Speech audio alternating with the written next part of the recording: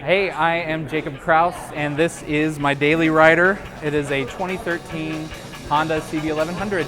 I bought it last year because I enjoy wrenching on my other bikes. I have a BMW F650 GS that I'm trying to make look less dorky, and a 77 Honda Goldwing that I'm making into a cafe racer. So needed something to get to work there and back again, and so I decided to get something vintage style, not too flashy, air-cooled, but not a Triumph, because there's a lot of Triumph riders in DC.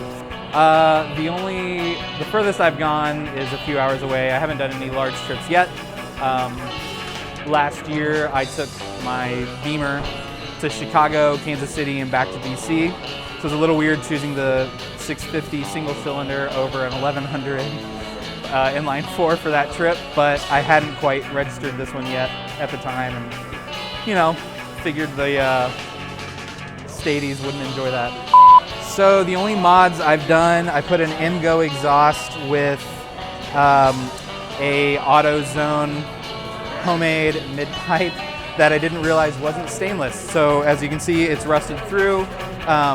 So I have a Delcovic full exhaust I'm going to put on, and then I've got new tires and brake pads that I'm also going to put on this next week. Yeah, there's not a lot of mods for this bike in the United States, but there's a ton in Japan. So I've been trying to get some like quirky, interesting Japanese parts ordered and brought over. But I'm a little late to the game for the CB1100. This bike never took off in the United States, so it's hard to find cool modifications for it.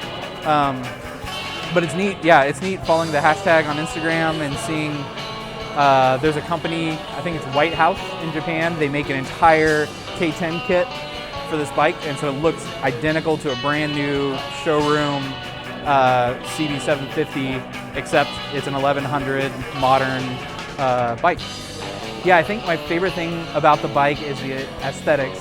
It's just reminiscent of classic 1970s Honda air-cooled inline 4-cylinder bike, and has modern Honda reliability, easy to work on, starts every time, which is important when you have a lot of classic and vintage motorcycles, so love it.